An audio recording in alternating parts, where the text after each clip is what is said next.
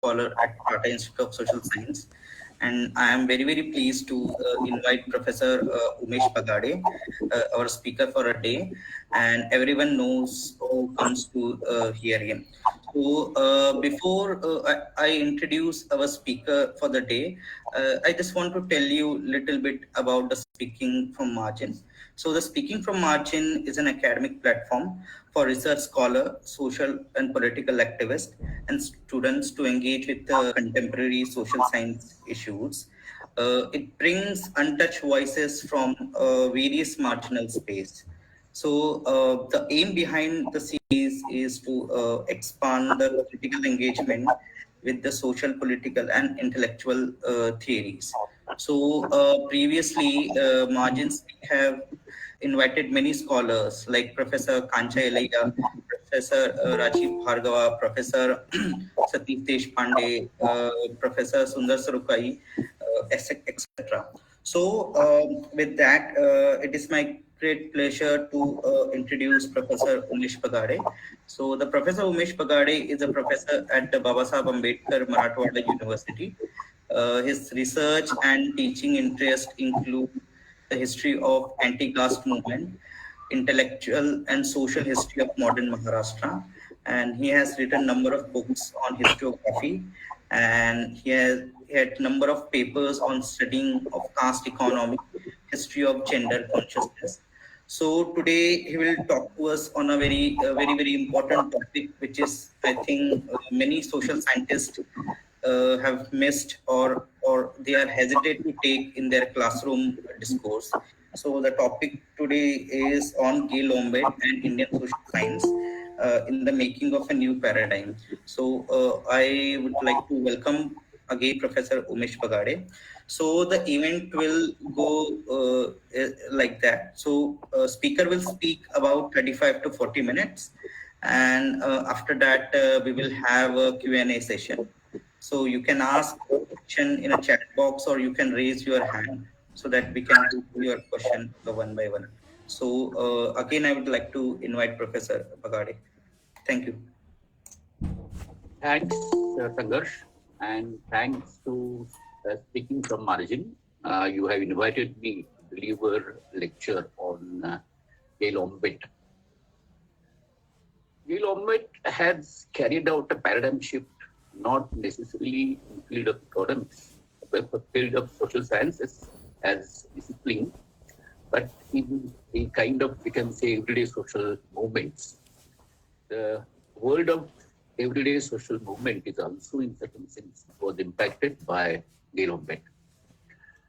Her seminal work, particularly the Cultural Revolt in colonial Maharashtra, has brought several kind of, we can say, observations, several kinds of shift in understanding the Indian realities. And that one has to see as the important kind of, we can say, paradigm shift, which she, in certain sense, has brought to social sciences. This whole way of looking at society, social sciences to Marxism, in certain sense, limited. And Gail Omvedt was innovative enough to bring up a certain kind of life in Marxism through, in certain sense, indigenizing Marxism in several ways. The important aspect, particularly of her first work, was of approaching caste. And that, in certain sense, was in two important kind of, you can say, categories. One is caste, and the other is peasantry. Caste and peasantry are two important kind of categories to which she was engaging with Marxism, and in certain sense was carrying out limitations of Marxism to grapple with the issue of peasantry and caste. If you take up a certain kind of her first chapter, second chapter, it is a new kind of ways she was putting things, and you will find this particular kind of, you can say, inquiry, which was there in particularly in 19th century, 20th century Maharashtra, where Satyashodhak movement has, in certain sense, brought the issue of peasantry and caste. And she was, in certain sense, unfolding this moment of Satyashodak peasantry. And while doing so, she, in certain sense, has transformed the understanding of Marxism. And that is, that is a very important kind of, we can say, contribution which she has brought. One important aspect where the Marxism has seen caste as part of superstructure.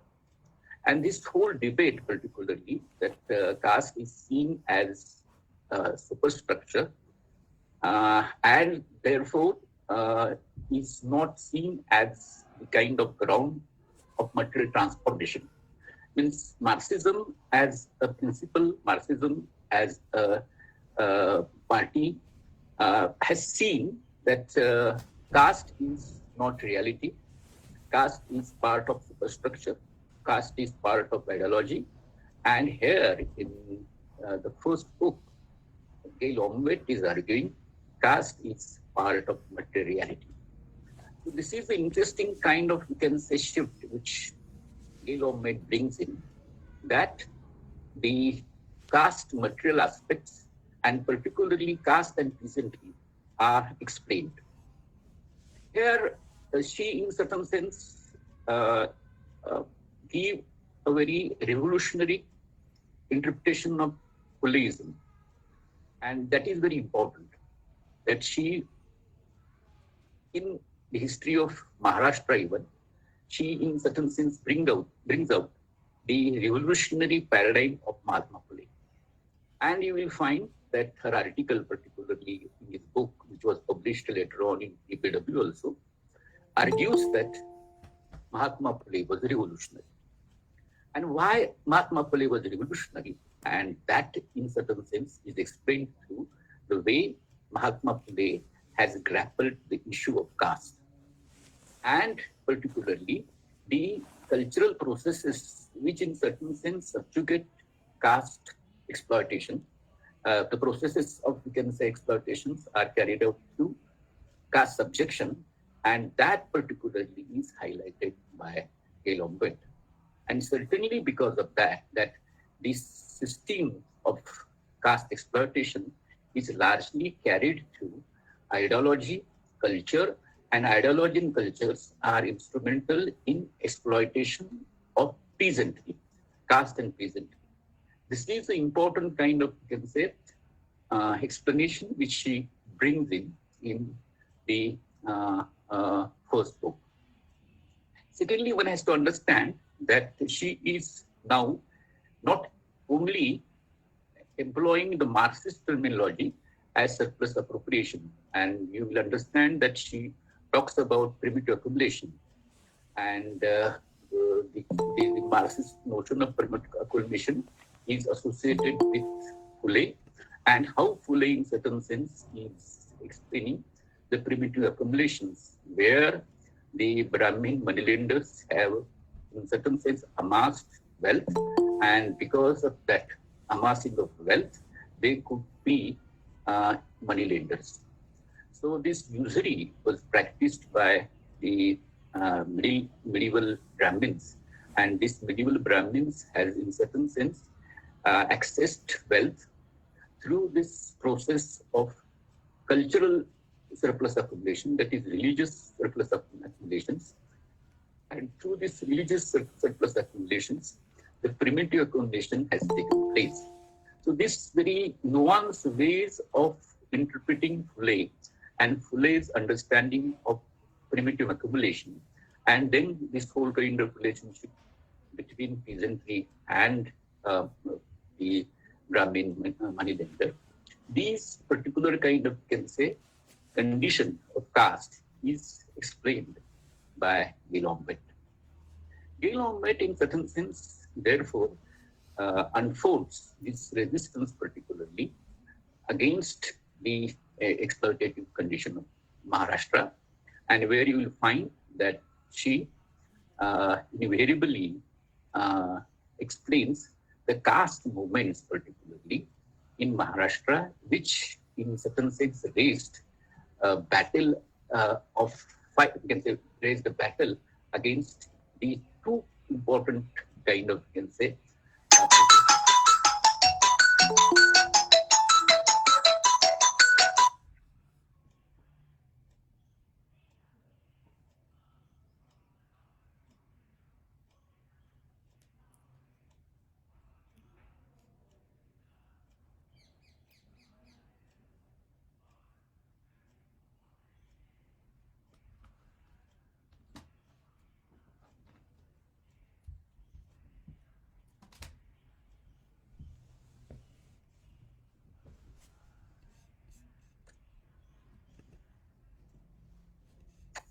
are you listening me? Yes, sir. Yes, sir. We can hear you. So, in if her first work, she, in certain sense, explains the various kinds of, you can say, contestations, and she was a kind of scholar who has brought the Satara rebellion as an important kind of struggle which took place in 1920s. In India, it was a plain kind of narrative about national struggle, and there are several kinds of different expressions of struggles, and these different struggles are not represented in the history of India. And here you will find that peasant struggle, particularly of 1920, is well documented by Gail Omvedt. She has used archival kind of sources, as well as she has carried out a certain kind of, you can say, oral interviews. And through that, she has put forth the important kind of struggle which has taken place in 1920s, and that is the Satara rebellion. She also has documented the struggle, particularly in Amravati. She has also documented a shift of Satyashodak ideology to Marxism.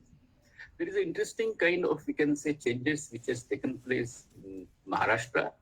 The radicalization, the peasant radicalization, first fought against the indigenous exploiters, that is the moneylenders and zamindars, and later on it has taken up the struggle against imperialism. So this whole kind of shift of the Satyashodak ideology to Marxism is well documented by Gail Omvedt, and you will find, particularly in her writing, she explains us that Zawalkar, who was the avowed and very, you can say, aggressive kind of Satyashodak, shift to Marxism and write the Shetkaryancha Hindustan, particularly the text. He also writes in that the political economy of caste and class, and he, in certain sense, espouses that the peasantry should take fight against the colonialism. So this is a certain kind of, we can say, shift she documents. She also documents a certain kind of radicalism in the Satyashodak lineage. Particularly, she finds out that those kinds of, we can say, areas, spaces, became more kind of radical against colonialism, and they are Satyashodak strongholds. For example, Satara, Amravati, then Khandesh, all these areas where the 1942 Quit India movement was very aggressive, these movements were earlier the strongholds of Satyashodak Samaj. So in that sense, she finds out a certain kind of, we can say, shift, particularly of Satyashodak Samaj against colonialism, against imperialism. In certain sense, she argues that this is the kind of, we can say, a new vision of emancipation, which is envisaged by Mahatma Phule. And this particular kind of, we can say, perspective is, in certain sense, has opened up the struggle of peasant rebellion or peasant resistance in Maharashtra. If at all we understand the most important kind of, you can say, contribution of Gail Omvedt, particularly cultural revolt in Maharashtra, is that she brings in the very important kind of, you can say, categories, caste and class. So she was the first scholar who, in certain sense, was bringing out the relationship of caste and class. And she argues that particularly before British period, particularly before colonialism, that the class existed in form of caste, and caste and class were identical. Particularly in British period, the class in certain sense got separated, but the lower classes were the lower castes. In that sense, they were in coterminous, and particularly after the independence, particularly after we gained independence, the class got separated from class, and that is a different kind of, you can say, societal changes has taken place in Maharashtra. So in that sense, the links between caste and class are, in certain sense, are grappled by Gail Omvedt. Her pattern of explaining political economy continues in her work, Dalits and Democratic Revolution. If we take up Dalits and Democratic Revolution, she in certain sense defines caste feudalism. It's an interesting kind of contribution which we can find out in her book, Dalits and Democratic Revolution, where she situates the genesis of caste. And she is very courageous to take up different kind of, we can say, trajectories of genesis of caste. And she, in certain sense, situates caste genesis in the southern belt, particularly of Tamil belt. And she reads interesting kind of reading of the literatures, Sangam literature. And she, in certain sense, finds out the kind of caste genesis in Tamil teenage. And then she takes up certain kind of inquiries, particularly of caste pluralism. Her understanding of caste pluralism is important. Caste pluralism, in certain sense, helps us to understand the graded exploitation, particularly Dr. Ambedkar's category of graded exploitation and graded inequality is quite amazingly deployed by Gail Omvedt to explain the structure of caste pluralism in medieval period. In that sense, she gives us a backdrop of political economy of caste, and then she, in certain sense, open up the struggle, particularly in the leadership of Dr. Ambedkar. Interesting kinds of, we can say, nuanced observations and nuanced kinds of historical facts and nuanced kind of processes are narrated by Gail Omvedt. Gail Omvedt, in certain way, gives a certain kind of shift which has taken place in Dalit movement. The earlier Dalit movement has a certain kind of ideological plank of bhakti, and you will find that even Gopal Valankar, who was influenced by the ideas of Mahatma Phule. However, he was influenced by the ideas of Mahatma Phule. His stance to fight against caste and untouchability remained in Hindu fold. And his kind of, we can say, struggle was largely based on the bhakti paradigm. And that bhakti paradigm, in certain sense, was accepted by all parts of Maharashtra. Take example of Vitoba Munpande, take example of Ganesh Akka Jayovi, take example of Kalichandra Nandagauri, take example of Sivaram Janma Kamble. All such kinds of early leaders, in certain sense, was espousing the change through bhakti. And Chokhai Mela became a kind of symbol of caste upper mobility. It is interesting.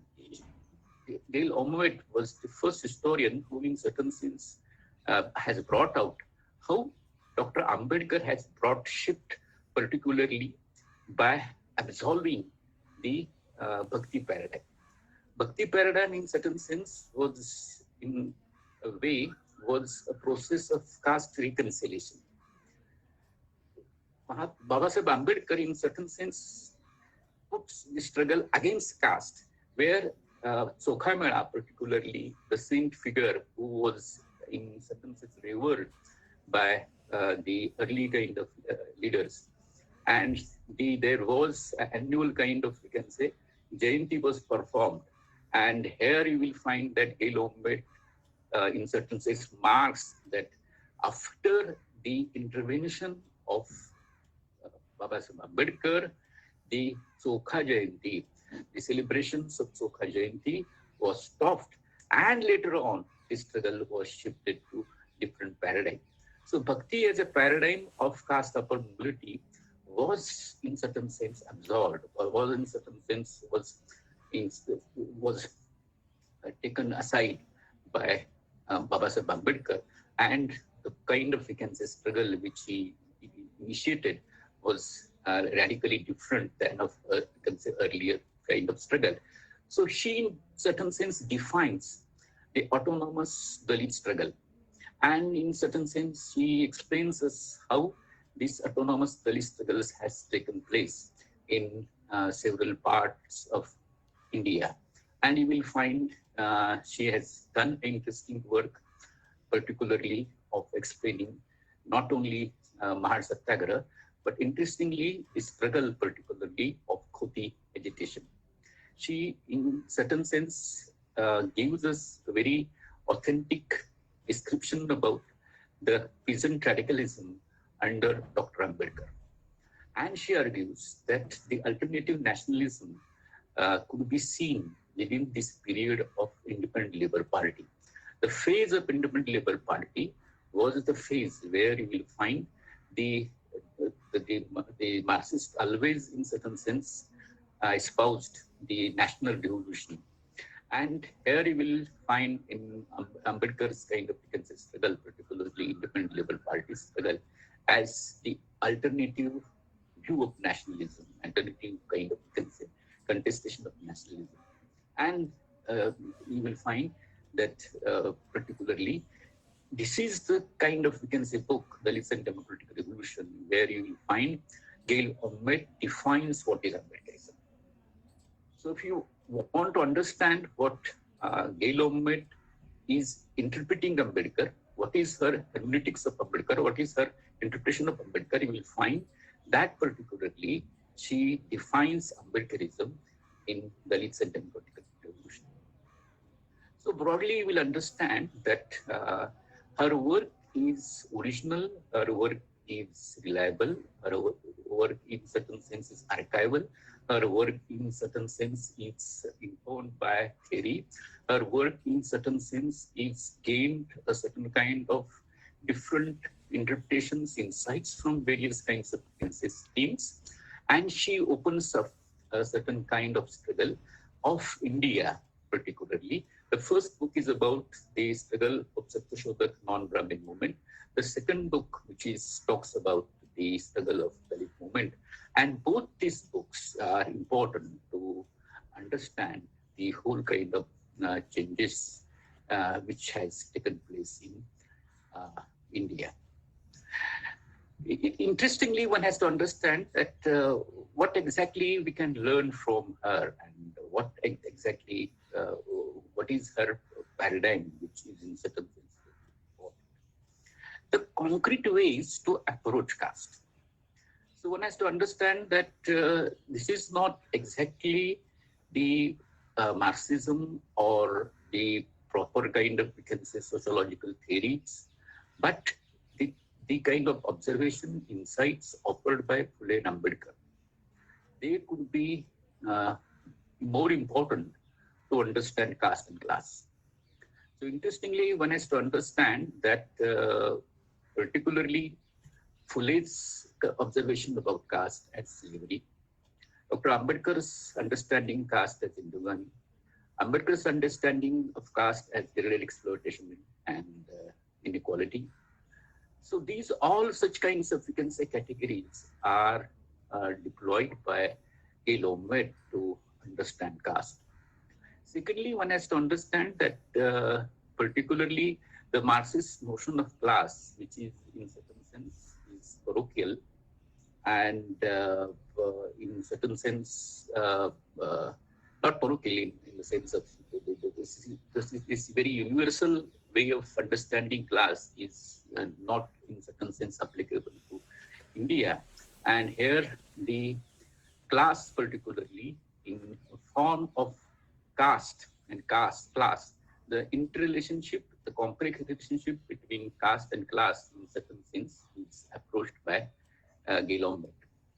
And third very important aspect is the paradigm of gender. Gail Omvedt has, in certain sense, has written various kinds of articles where, for example, she has written book reviews.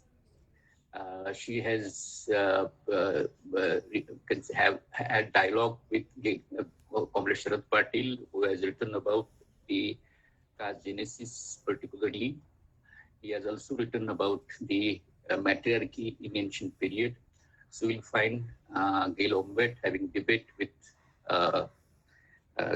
Sharad Patil. And you will find there is interesting kind of article which she has authored, Mahatma Phule and Trimukti. This very important article in certain sense brings out the Phule's contribution to feminism. And she brings various kinds of ideas of Phule, that women is superior to men, that of defining what is Stri Charita, what is Stri Dharma, all such kind of category and structure of Brahminical patriarchy is being unraveled by Gail Omvedt by reading Phule. She emphatically argues that Mahatma Phule owed his understanding of feminism from Tarabai Shinde. And it is Gail Omvedt's contribution that she has brought the writings of Tarabai Shinde and explained that prior to Tarabai Shinde, Mahatma Phule was not having a depth understanding of the issue of gender and patriarchy. It was because of Tarabai Shinde, particularly her book, which came in 1882. After that, the Mahatma Phule's understanding has grown to in certain level. So this is a kind of, you can say, narrative which she also brings in. So this particular kind of understanding of gender, caste and class has, in certain sense, has invigorated the social sciences. Means the newness, the freshness of social sciences was brought by deployment of these categories, caste, class, and gender. And in certain sense, the Marxism and the limitation of Marxism is overcame through a certain kind of engagement. And by this way, she has, in certain sense, contributed to paradigm of social sciences. Interestingly, one has to see various kinds of debate in which she entered in. You have to understand that she has all the times, whenever there could be article in EPW or elsewhere, Gail Omvedt was first to react to these kinds of articles. For example, there was an article written by Dipankar Gupta, and he, in that article, has argued that caste is discrete class. And particularly, there, the Dipankar Gupta, as a Marxist scholar, Marxist sociologist, was arguing that caste is part of superstructure and caste is discrete class.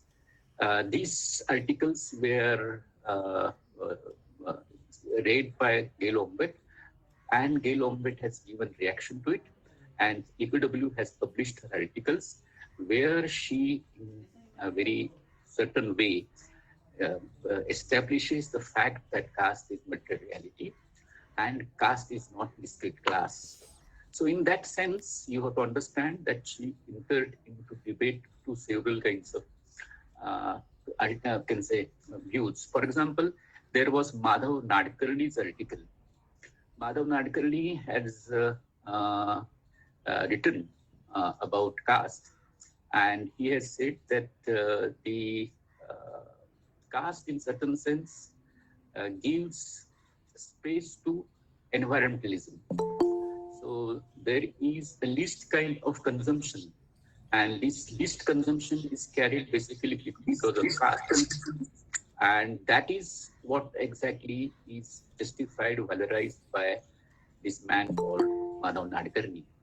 And there, Madhav Nadkarni's article was uh, uh, attacked by Gail Omvedt, and Gail Omvedt writes about uh, the exploitation and the domination of caste and how it operates, and that was the reaction.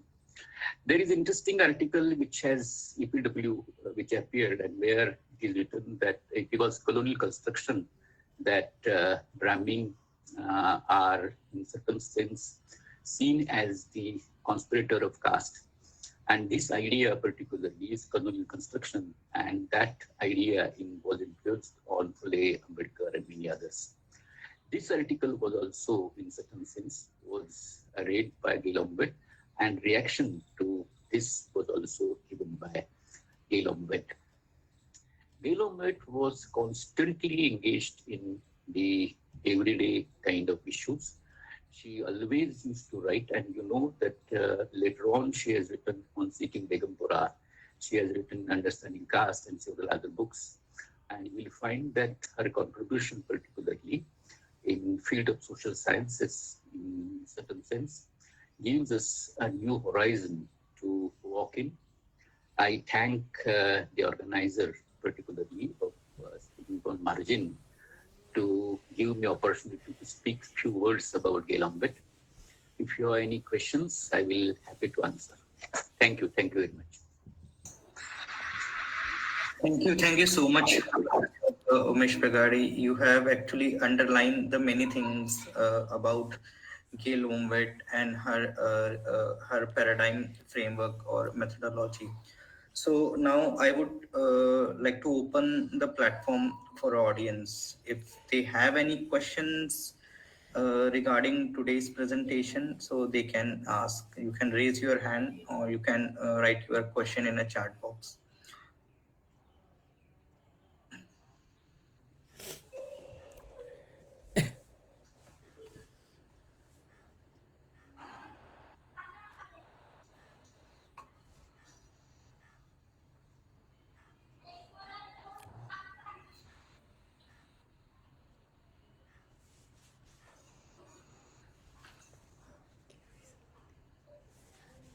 Okay, I think nobody is asking this.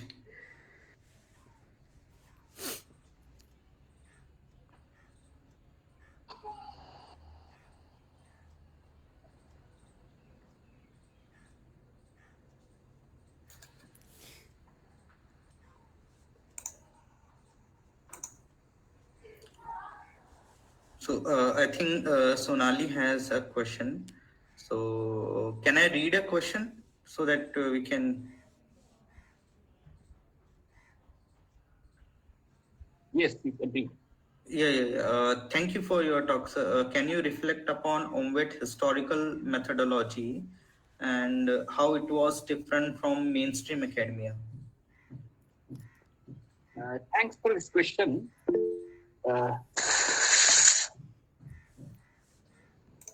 This particularly the method, she was using Marxist method. However, this Marxist method is not stereotypical, not in certain sense staged by the official Marxism, and it was innovative Marxism which she was deploying.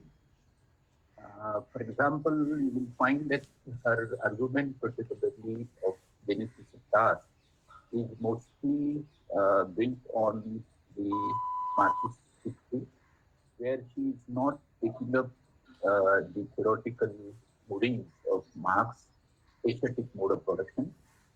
She criticizes this whole kind of construction of aesthetic mode of production, and in certain sense, develop her understanding of caste to understanding, particularly of caste genetics, is mostly based on the Didi-Kosindi kind of conservation. Tribe peasantry to caste. So this particular kind of understanding of social being is in certain things is and has been taken out by Gail Omvedt. Secondly, one has to understand that she, in certain sense, was deploying sociological methods. Means not exactly she was using Marxist methods, but she would be using different kind of theories, and she will be in certain sense minutely observing about Way, Ambedkar, and many other thinkers, and would be using sociological theory. She was, in certain sense, right to understand that how Ambedkar's understanding of class was more influenced by Weberian notion of class.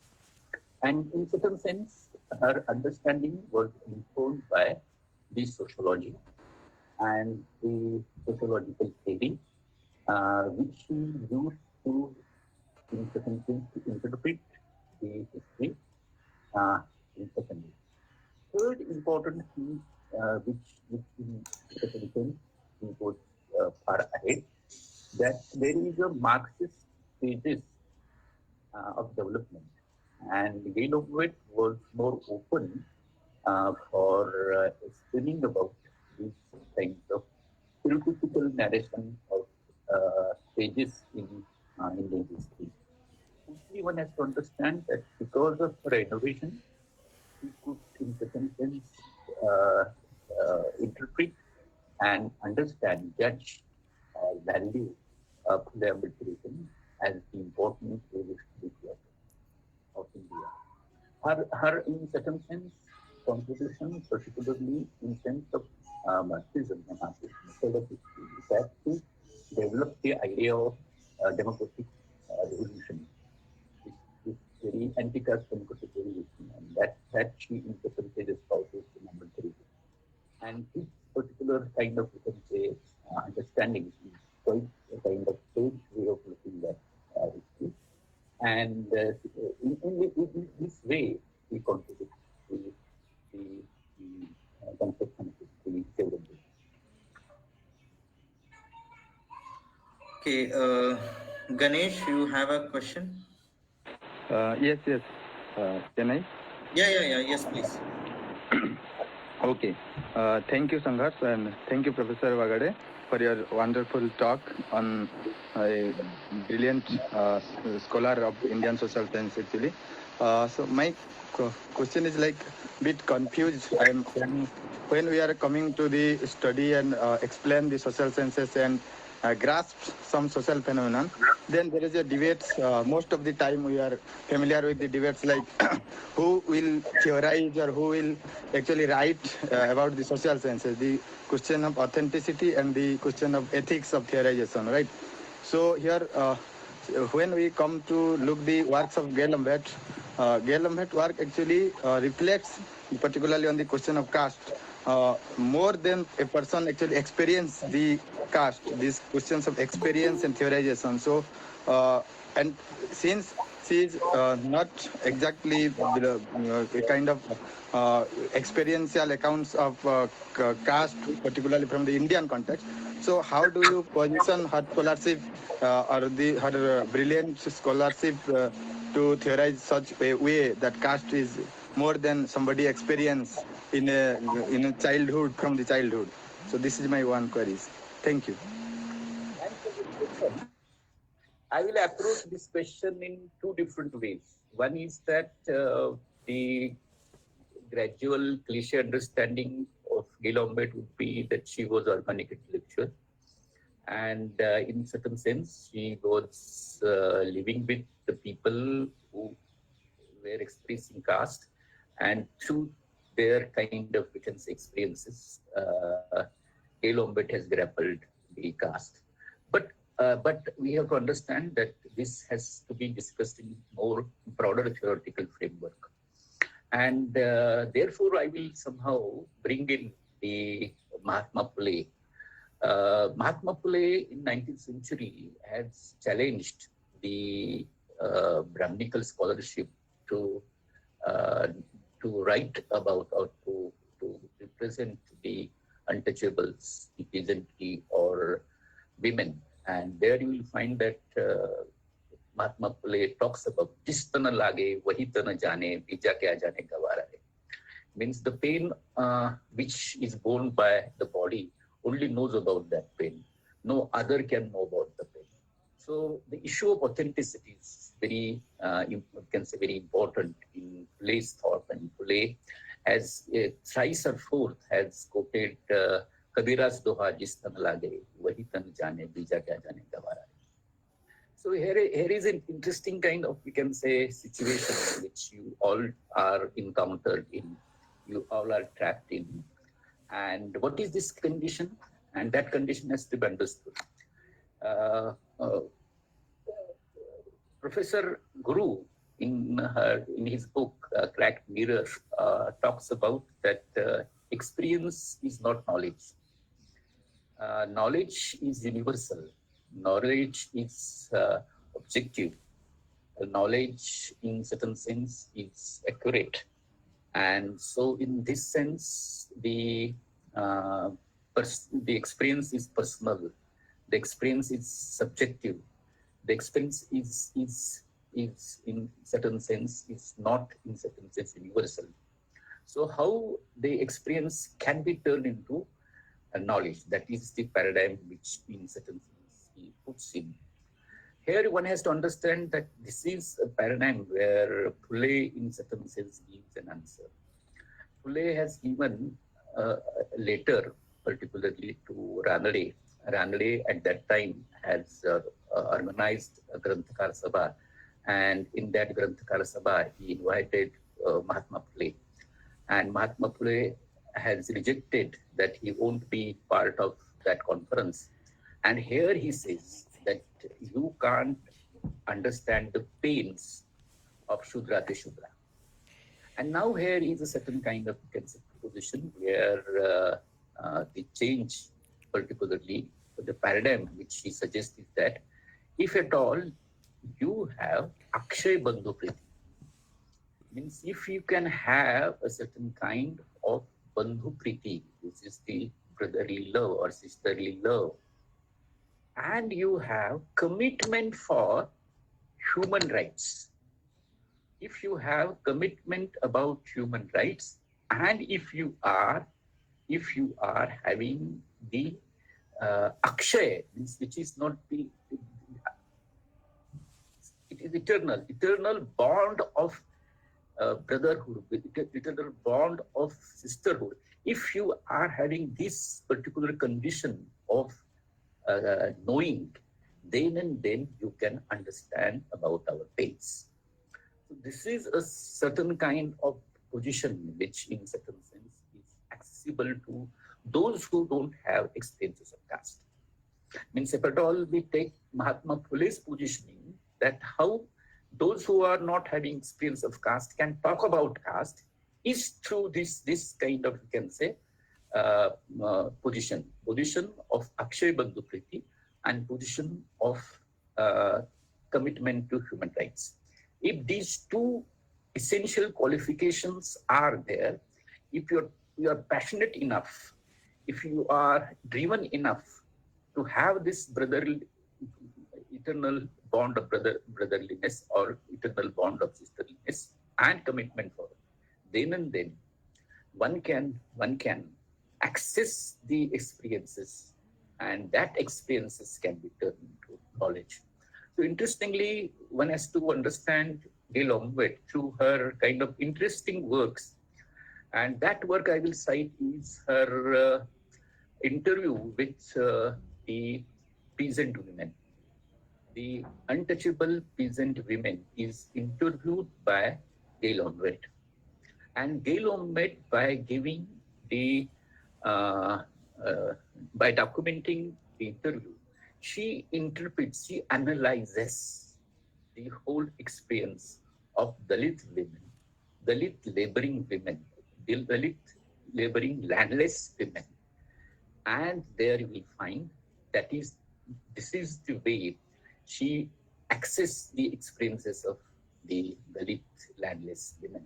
And there you will find that that gives us strength to understand the real predicament of the condition of landless Dalit women. And this is her method.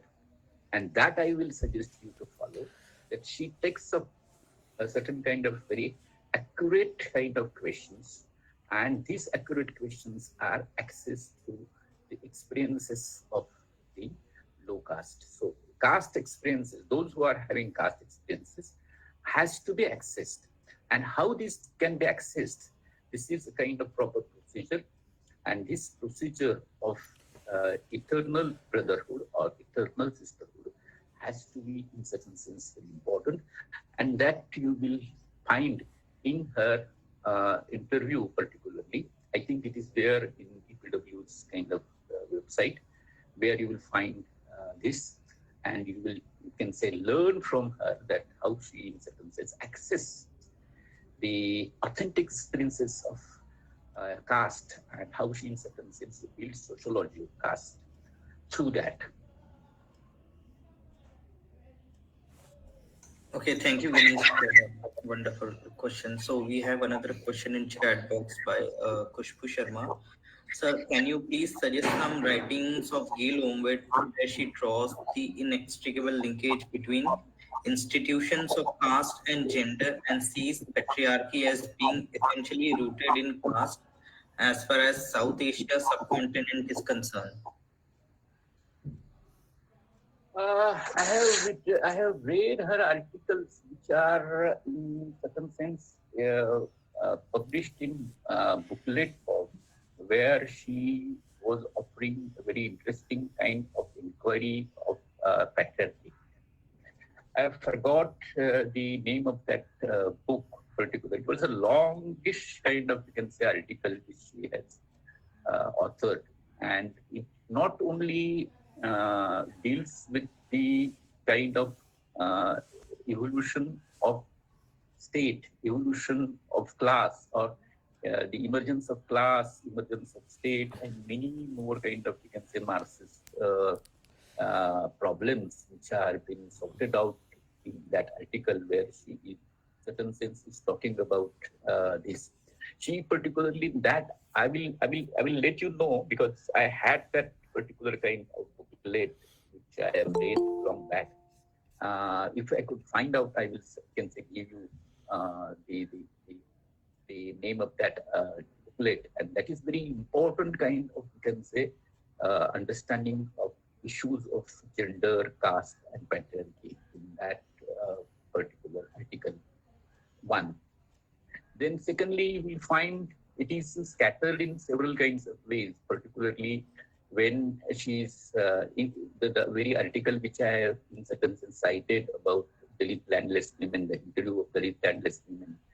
And you will find this caste and gender issue very, the entangled caste gender issue is in certain sense addressed by this article.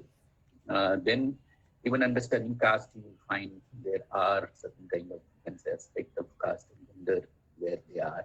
But the very important article which I have read, I can say let you know. I already told you about her important article written in Marathi. This was translated to Marathi. That might be in English.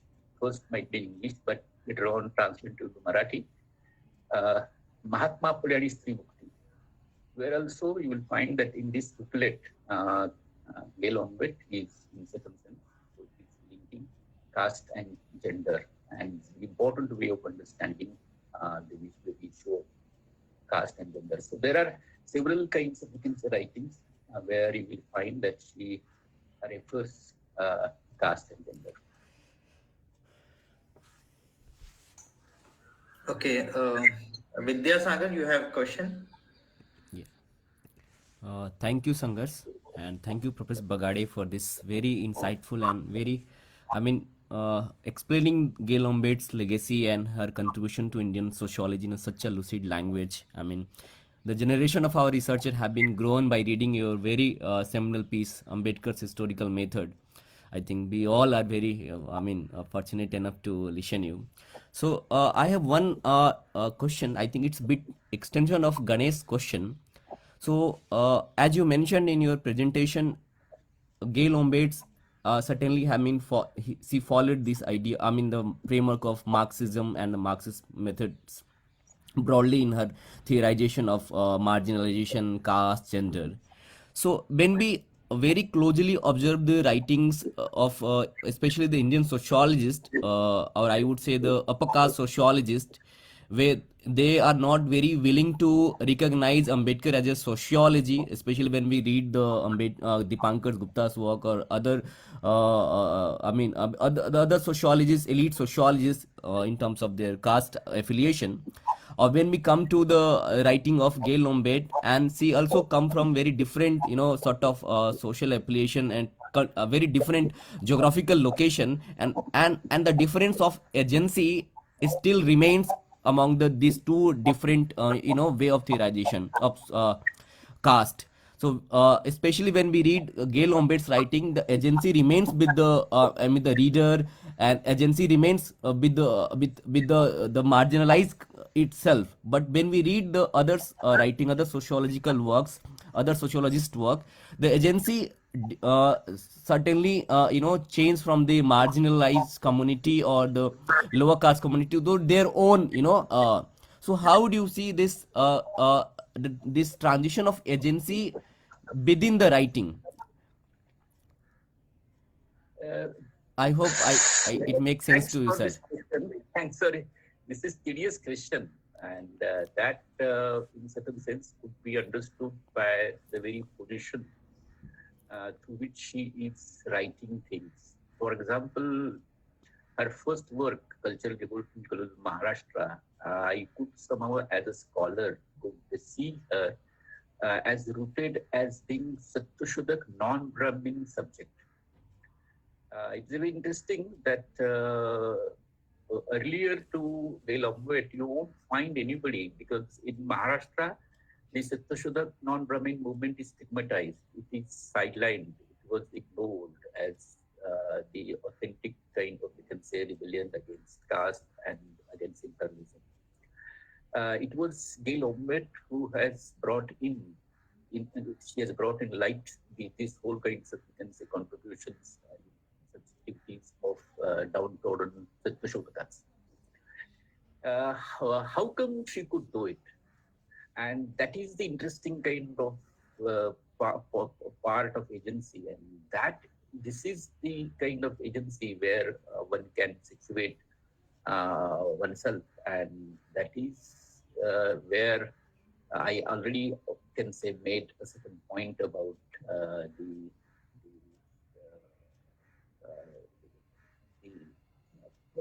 class positioning particularly, and the caste positioning particularly, and this caste positioning, which she has in certain sense understood in the writings of non-Brahmins. So what is very important, uh, because she was bringing in the agency of Satyashudak non-Brahmins, and to understand this Satyashudak non-Brahmin agency, she was enough open to understand it in its own way, not through the kind of Marxist understanding, because Marxist understanding has stigmatized the Satyashodakas as being the supporters of colonialism. And Pule as a thinker, Pule as a scholar is stigmatized as the man who joined colonialism. And in that sense, you will find each and every writing, in each and every way of Marxism has seen Pule in the light of these stigma. So here only one can understand this departure. This very departure of the traditional Brahmin scholars, those who in certain sense are having their own kind of stereotypical understanding, and these stereotypes are overcome by Gail Omvedt. And because she has overcome these kinds of lines which will be drawn by Marxism, and therefore you will find that there is a stigmatized understanding.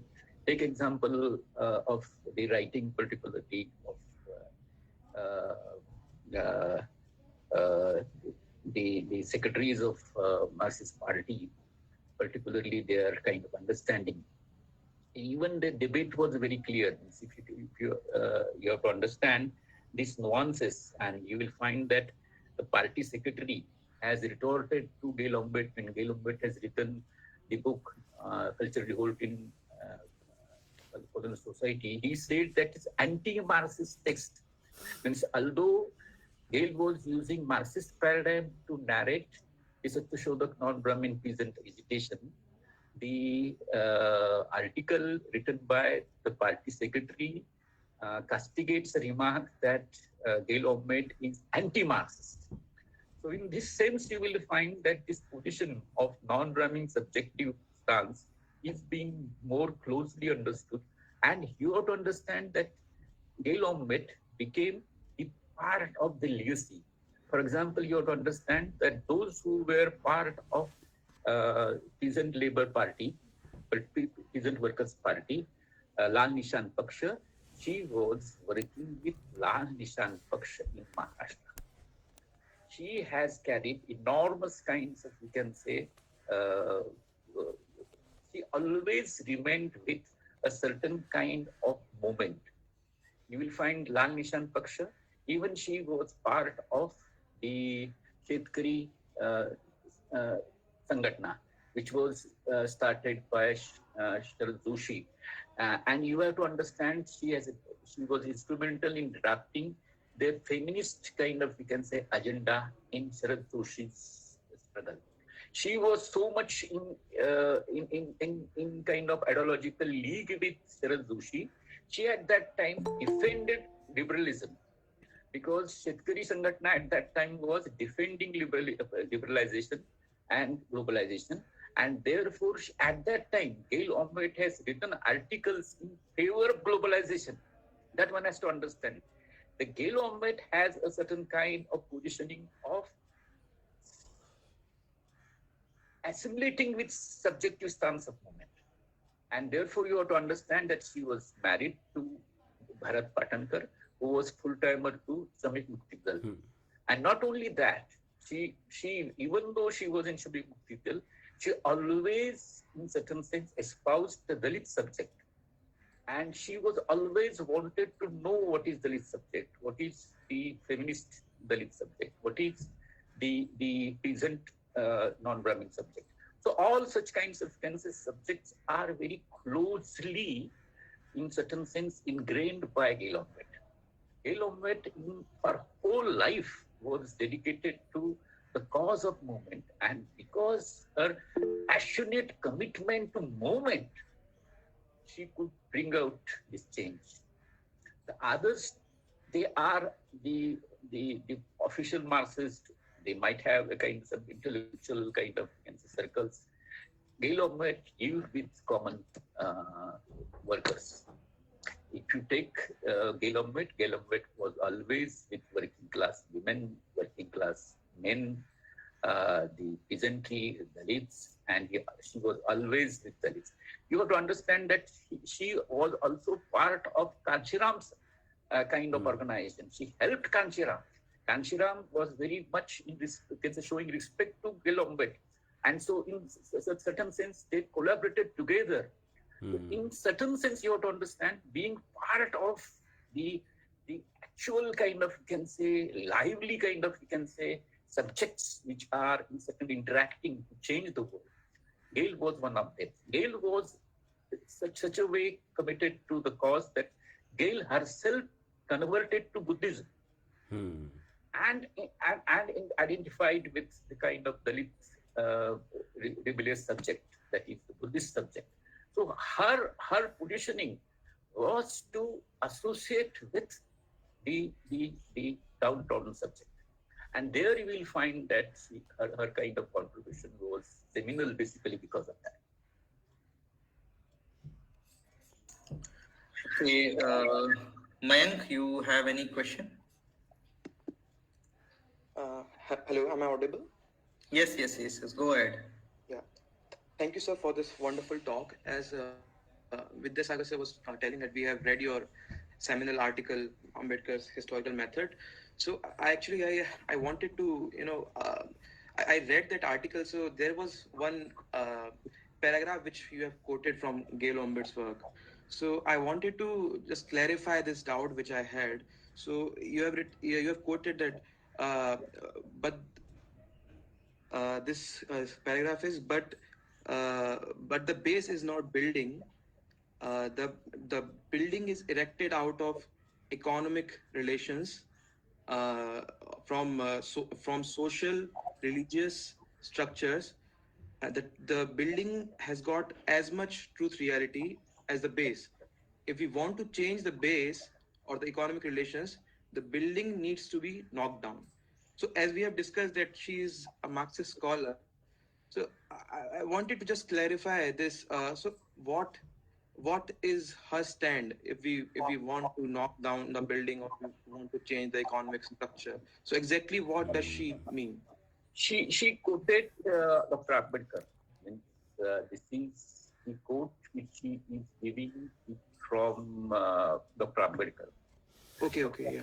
Dr. Ambedkar, in his writing, particularly in Janta, is arguing uh, against Marxist. That Marxism is arguing that if at all you have to make the changes, you have to break down the base.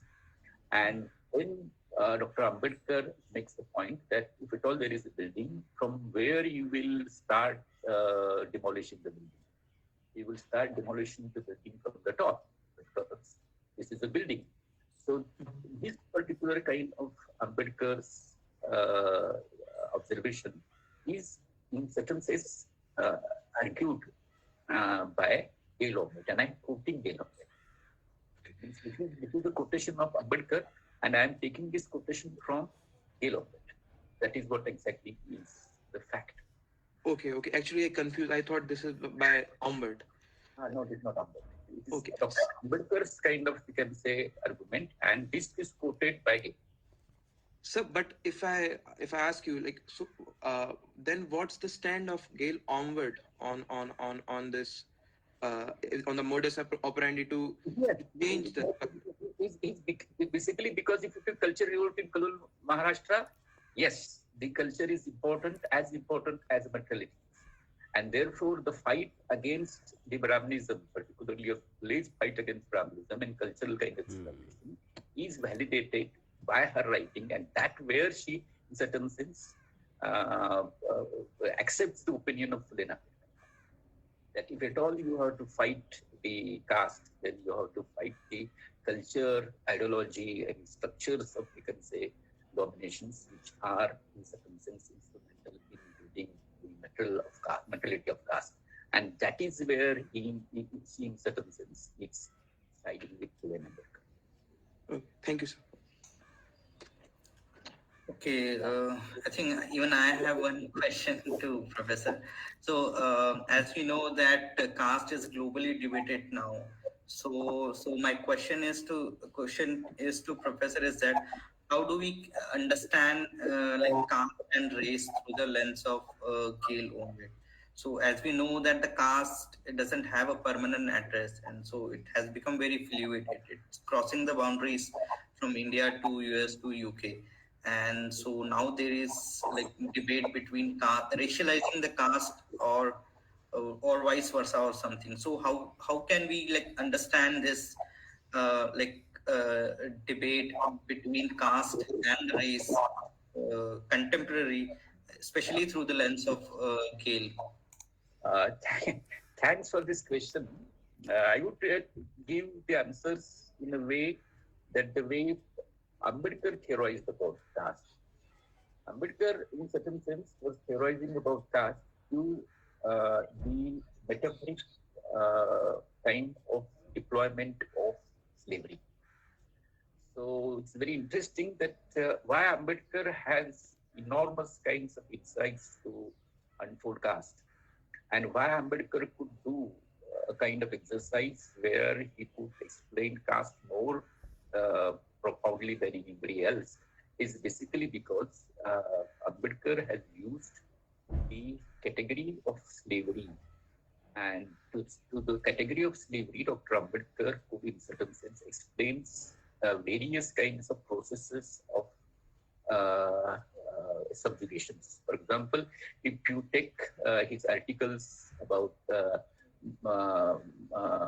Maharashtra, particularly in Marathi, there was a serialization of articles which has taken place in Bahishkrut Bharat. There was more than 5 articles, which later on published by in form of booklet, where he explains the various aspects of slavery, how caste slavery operates, and how caste slavery operates in the structure of untouchability. Very interesting kind of, you can say, observations where Dr. Ambedkar himself was, in certain sense, explaining this slavery. Interestingly, Dr. Ambedkar has written a kind of article, a polemical article in 1943, and the title of that article is "What is Worse, Slavery or Untouchability?" And there he argues, in certain sense, and you know about fifth volume of Dr. Ambedkar, you will find that there is 2 chapters where there is a kind of comparison between slavery and caste, and particularly subjugation. Dr. Ambedkar was plotting the subjugation of untouchability, and the subjugation was plotted through various kinds of modes of subjugation. One is slavery, that is, that it's the racial slavery, and he talks about that and how it operates, what is illegal subjection, and many more other things. Then he also, you can say, takes the example of Jews and the stigma of Jews and the kind of separation of Jews, ghettoization of Jews, and all such kinds of processes are unraveled by him. And he also talks about the majority, the religious majority and religious minority, particularly in terms of England. And in England, there are majority Protestants and minority Catholics, and what kind of, we can say, subjugation process has taken place in England. So Dr. Ambedkar was using a global kind of, we can say, processes to understand the specificity of caste. On these grounds, one can see that what Gail Omvedt was doing. One has to understand that Gail Omvedt was not equating race and caste as one and the same. It is Ambedkar's position, and that position is, in certain sense, is taken by Gail. So, okay, one has to understand that the universalization of caste issue has to be carried out, and the way one can carry out the universalization of issue of caste is through race. And so there could be a certain kind of ways one can understand race and caste. However, only once you have to understand that Ambedkar argues about caste and the closeness of caste and race. But most of the time, Ambedkar argues that the untouchability is not rested on race. There is no kind of basis of racial race in untouchability, neither in caste.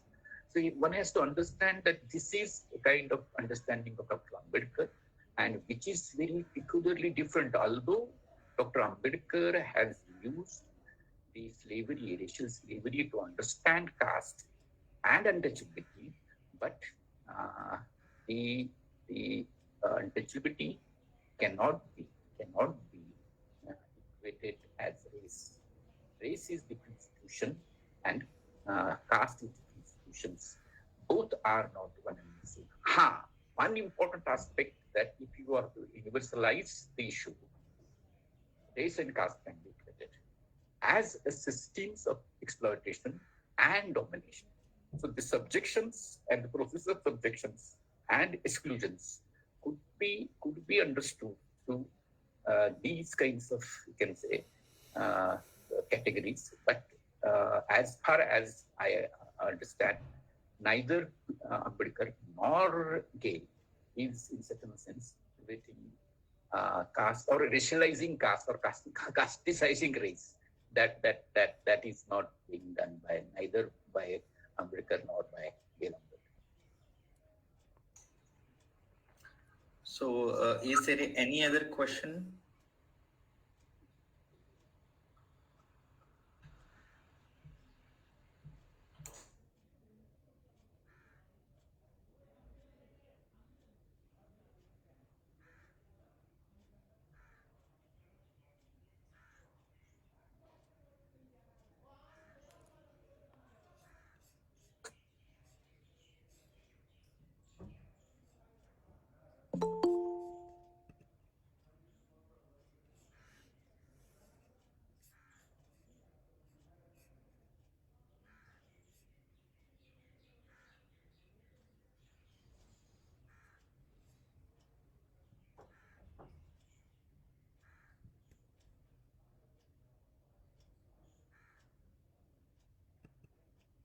Let's bind up the discussion, Sangars, I think. Yeah, ठीक है. Let's wind up this talk. So yeah, I mean, I'll thanks to speaking from Margin Vidyasagar and the team, and thank you, Professor Umesh Bagade, for your this wonderful lecture. So Thanks all. yeah, Vidya, you want to say anything? No, it's fine. Okay. Thank you so much.